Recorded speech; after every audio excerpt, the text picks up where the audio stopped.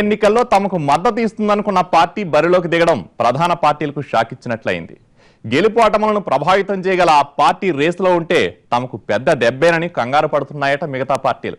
తమ వ్యూహాలను సరిచేసుకునే పనిలో పడ్డాయి. ఇప్పుడు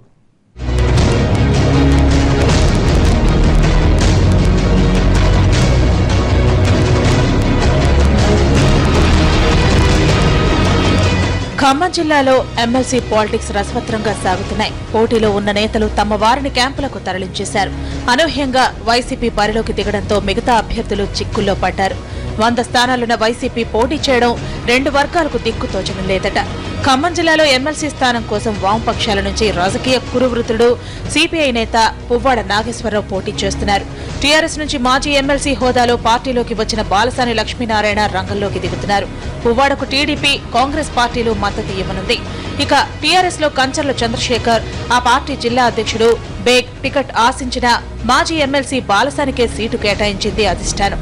తుమ్మలపై నమ్మకంతో ఆయన చెప్పిన వ్యక్తికే సీటిచ్చింది అధిష్టానం.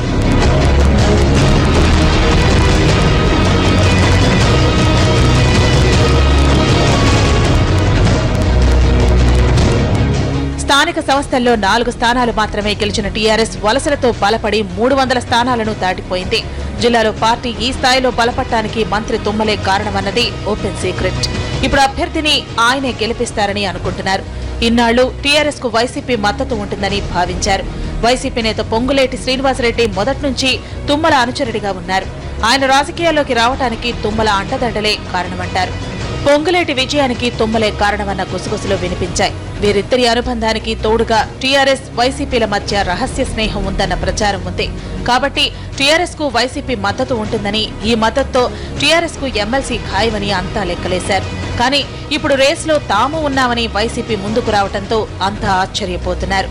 ఎమ్మెల్సీ ఎన్నికల్లో వైసీపీ కూడా పోటీ చేస్తుండడం ఈక్వేషన్స్ మార్చేస్తున్నాయి.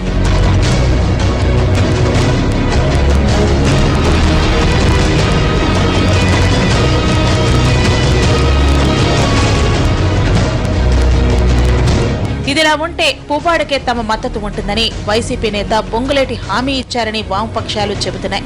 పొంగులేటి హామీతోనే పువ్వాడ రంగంలోకి దిగారట. కానీ ఇప్పుడు వైసీపీ నుంచి కమల్ రాజ్ బరిలోకి దిగుతుండటంతో వామపక్షాలకు షాక్ తగిలినట్లయింది. జిల్లాలో వైసీపీకి 100 మంది స్థానిక సంస్థల ప్రజాప్రతినిధులు ఉన్నారు. వారిలో 90 మందితో ఇప్పటికే కృష్ణా జిల్లా న్యూజివీడులో క్యాంపును ఏర్పాటు చేసినట్టు తెలుస్తోంది. అయితే క్యాంపులో ఉన్న వైసీపీ ఓటర్లకు గాలం వేసే పనిలో వామపక్షాలు టీఆర్ఎస్ మొదలుపెట్టాయని తెలుస్తోంది.